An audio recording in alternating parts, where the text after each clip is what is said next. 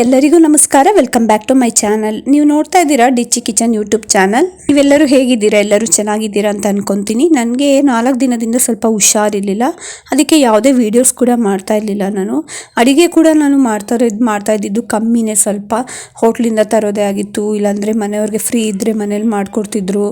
ಅಂದರೆ ತುಂಬ ಸ್ವಲ್ಪ ಜ್ವರ ಇತ್ತು, ಸುಸ್ತಿತ್ತು, ಹಾಗೆ ಕೆಮ್ಮು, ನೆಗಡಿ ಮತ್ತು ವಾಯ್ಸ್ ಬೇರೆ ಕಟ್ಬಿಟ್ಟಿತ್ತು ಪೂರ್ತಿಯಾಗಿ. ಇವಾಗ ಸ್ವಲ್ಪ ಪರವಾಗಿಲ್ಲ, ಅಷ್ಟೇ ಒಂದು 60% ಕ್ಲಿಯರ್ ಆಗಿದೆ. ಇನ್ನು ಸ್ವಲ್ಪ ಕೆಮ್ಮಿದೆ, ಸ್ವಲ್ಪ ವಾಯ್ಸ್ ಪೂರ್ತಿ ಕ್ಲಿಯರಾಗಿ ಅಂದರೆ ಅದು ವಾಯ್ಸ್ ಮಾತಾಡೋದಕ್ಕೂ ಆಗ್ತಾ ಇಲ್ಲ, ಅಷ್ಟು ಗಂಟ್ಲು ನೋವು ಕೂಡ ಇದೆ. ದಿನಾನು ಹೋಟೆಲಿಂದ ತಂದು ತಿನ್ನೋದು ಅಥವಾ ಮಾಡೋಕ್ಕಾಗಲಿಲ್ಲ ಅಂತಂದರೆ ಜ್ಯೂಸು ಗೀಸು ಹಣ್ಣು ಗಿಣ್ಣು ತಿನ್ಕೊಂಡಿರೋದು, ಬಾಯೆಲ್ಲ ಒಂದು ಸ್ವಲ್ಪ ಸಪ್ಪೆನೇ ಆಗಿತ್ತು. ಹಾಗಾಗಿ ಮನೆಯಲ್ಲೇ ಇವತ್ತು ಒಂದು ಸ್ವಲ್ಪ ಟೇಸ್ಟಿಯಾಗಿ ಮಸಾಲೆ ಕಮ್ಮಿ ಹಾಕಿ ರುಬ್ದೇನೆ ಒಂದು ಇನ್ಸ್ಟೆಂಟಾಗಿ ಒಂದು ಪಲಾವ್ ಮಾಡೋಣ ಅಂತ ಮಾಡಿಕೊಂಡೆ. ದಿನ ಬರೀ ಇಡ್ಲಿ ತಿನ್ನೋದಾಗಿತ್ತು, ಇಲ್ಲ ದೋಸೆ ತಿನ್ನೋದಾಗಿತ್ತು, ಹಾಗಾಗ್ಬಿಟ್ಟಿತ್ತು. ಇಲ್ಲಾಂದರೆ ಗಂಜಿ ಕುಡಿಯೋದು, ಹೀಗೆ ಆಗಿತ್ತು. ಹಾಗಾಗಿ ಒಂದು ಸ್ವಲ್ಪ ಇನ್ಸ್ಟೆಂಟಾಗಿ ಪಲಾವ್ ಮಾಡೋಣ ಅಂತ ಬೆಳಗಿನ ಬ್ರೇಕ್ಫಾಸ್ಟ್ಗೆ ಪಲಾವ್ನೇ ಮಾಡಿದೆ ನಾನು.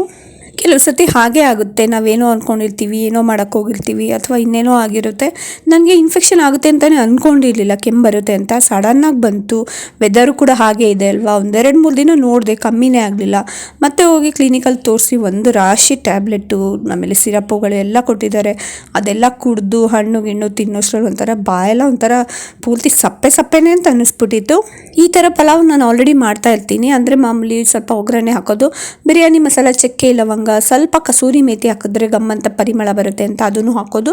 ಹೆಚ್ಚಿಟ್ಕೊಂಡಿದ್ದಂಥ ಈರುಳ್ಳಿ ಹಾಕಿ ಚೆನ್ನಾಗಿ ಮಿಕ್ಸ್ ಮಾಡಿಕೊಂಡು, ಬೇಕಂದರೆ ಕರ್ಬೇವಿನ ಸೊಪ್ಪು ಹಾಕೋಬೋದು, ಇಲ್ಲಾಂದರೆ ಕಂಪ್ಲೀಟಾಗಿ ಸ್ಕಿಪ್ ಮಾಡ್ಬೋದು.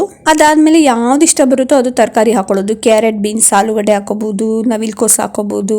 ನಾನಿಲ್ಲಿ ಕ್ಯಾರೆಟ್, ಬೀನ್ಸ್, ಬೀಟ್ರೋಟು, ಸ್ವಲ್ಪ ಬಟಾಣಿ, ಹಾಗೆ ಒಂದು ಸ್ವಲ್ಪ ಹೂಕೋಸಿತ್ತು, ಅದನ್ನು ಹಾಕಿ ಚೆನ್ನಾಗಿ ಮಿಕ್ಸ್ ಮಾಡಿಕೊಂಡು ನೀಟಾಗಿ ಫ್ರೈ ಮಾಡ್ಕೋಬೇಕು. ಅದನ್ನ ತರಕಾರಿ ಎಲ್ಲ ಚೆನ್ನಾಗಿ ಎಣ್ಣೆಲೆ ಫ್ರೈ ಆಗಬೇಕು, 1-2-3 ನಿಮಿಷ.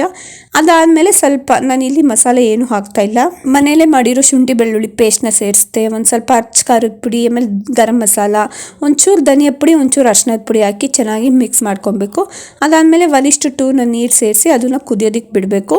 ನಾನಿಲ್ಲಿ ಕುಕ್ಕರಲ್ಲಿ ಮಾಡ್ತಾಯಿಲ್ಲ, ಕುಕ್ಕರಲ್ಲಿ ಮಾಡೋದು ಸ್ವಲ್ಪ ಆರೋಗ್ಯಕ್ಕೆ ಒಳ್ಳೆಯದಲ್ಲ ಅಂತ ಮನೇಲಿ ಹೇಳ್ತಾಯಿದ್ರು. ಹಾಗಾಗಿ ಪಾತ್ರೆಯಲ್ಲೇ ಏನೇ ಒಂದು ಸಾಂಬಾರು ಮಾಡಲಿ, ಅನ್ನ ಮಾಡಲಿ, ಪಾತ್ರೆಯಲ್ಲೇ ಮಾಡ್ಕೊಳ್ತೀನಿ. ನೀರು ಹಾಕಿದಾದ್ಮೇಲೆ ರುಚಿಗೆ ತಕ್ಕಷ್ಟು ಉಪ್ಪನ್ನ ಹಾಕಿ, ಆಮೇಲೆ ಒಂದು ಸ್ವಲ್ಪ ನಿಂಬೆಹಣ್ಣಿನ ರಸ ಬೇಕಂದರೆ ಹಾಕೋಬೋದು, ಇಲ್ಲಾಂದರೆ ಸ್ಕಿಪ್ ಮಾಡ್ಬೋದು. ಟೊಮೊಟೊನೇ ಸೇರಿಸಿರ್ತೀವಲ್ಲ, ನಿಂಬೆಹಣ್ಣು ಇದ್ದರೆ ಸ್ವಲ್ಪ ಉಪ್ಪು, ಹುಳಿ, ಖಾರ, ಉಳ್ಳುಳ್ಳಿಗೆ ಚೆನ್ನಾಗಿರುತ್ತೆ ಅಂತ ಅಂದ್ಬಿಟ್ಟು ಅದನ್ನು ನೀರು ಕುದಿಯೋಕ್ಕೆ ಬಿಟ್ಟಿದ್ದಾದಮೇಲೆ ಮಾಮೂಲಿ 1 ಗ್ಲಾಸಷ್ಟು ಅಕ್ಕಿನ ಸೇರಿಸಿ ನೀಟಾಗಿ ತೊಳೆದ್ಬಿಟ್ಟು ಅದನ್ನು ಸೇರಿಸಿ ಕೊನೆಯಲ್ಲಿ ಕೊತ್ತಂಬರಿ ಸೊಪ್ಪು ಮತ್ತು ಪುದೀನ ಸೊಪ್ಪು ಹಾಕಿ ಚೆನ್ನಾಗಿ ಮಿಕ್ಸ್ ಮಾಡ್ಕೊಂಡಿದ್ದೀನಿ. ಅದು ಆ್ಯಕ್ಚುಲಿ ವಿಡಿಯೋ ಕಟ್ ಆಗಿಬಿಟ್ಟಿದೆ. ಇವಾಗ ಅದನ್ನು ನೀರಲ್ಲಿ ಮಿಕ್ಸ್ ಮಾಡಿ ಚೆನ್ನಾಗಿ ಕುದಿಸ್ಕೊಬೇಕಾಗುತ್ತೆ.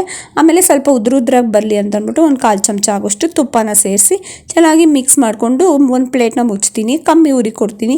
ಕಮ್ಮಿ ಉರಿ ಕೊಟ್ಟು ಒಂದು 5 ನಿಮಿಷ ಬೇಯಿಸ್ಕೊಂಡ್ಬಿಟ್ರೆ ಆಯಿತು. ಚೆನ್ನಾಗಿ ಎಲ್ಲ ಹೊಂದ್ಕೊಂಡು ಉದ್ರಾಗಿ ಬಂದಿರುತ್ತೆ ಪಲಾವು. ನಮ್ಮ ಮನೇಲಿ ಈ ಥರ ಪಲಾವ್ ಮಾಡಿದ್ರೆ ತುಂಬಾ ಇಷ್ಟಪಟ್ಟು ತಿಂತಾರೆ. ಅಂದರೆ ಅವ್ರಿಗೆ ಬಿಸಿ ಬಿಸಿ ಆಗಿರಬೇಕು. ಈ ವೆದರ್ಗೂ ಅದಕ್ಕೂ ಕಂಪ್ಲೀಟಾಗಿ ತಣ್ಣ ಆಗಿದ್ರೆ ತಿನ್ನೋದು ಕಮ್ಮಿ.